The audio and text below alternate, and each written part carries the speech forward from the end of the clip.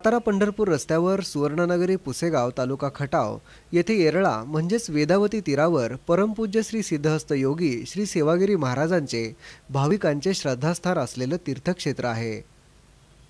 हेच ते श्री सेवागिरी महाराज मंदिर।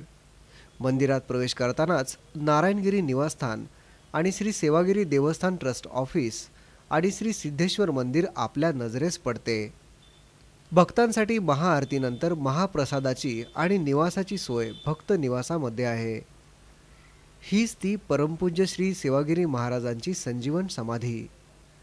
भाविक मनोभावे दर्शन घेतात आणि त्यांची मनोकामना पूर्ण होते।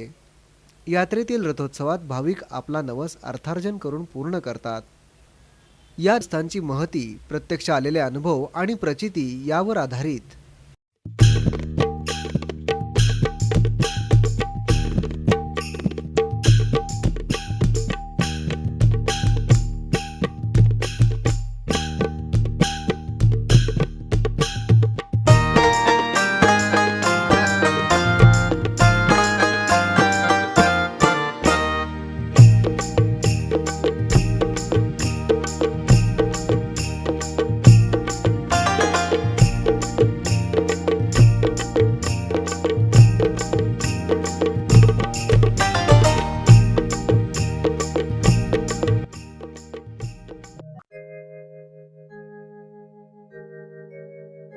थांबा देते।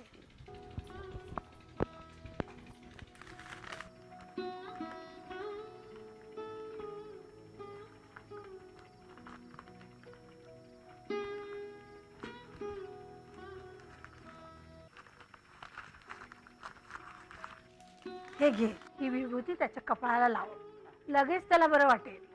महाराजांची महतीच खूप मोठी आहे। आणि हे बघ, जे कोणी इच्छुक आहेत त्या सगळ्यांना सांग की आपण महाराजांच्या दर्शनाला जाऊया। जा जा। भाभी आपल्या घरी? अहो, पारूच्या नवऱ्याला ताप आलाय म्हणून विभूती घ्यायला आली होती। दिली का तिला विभूती? हो दिली ना। बघ रखमा, या सेवागिरी महाराजांच्यामुळे कितीतरी माणसं आपल्या कुटुंबाची जोडली।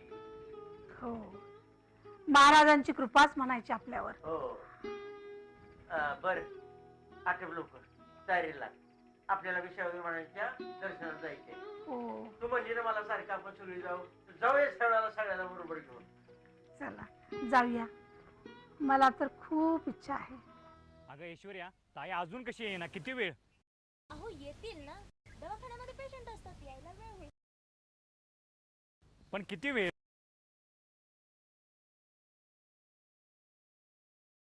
ते बघा, आले तुमचे दाजी आणि ताई।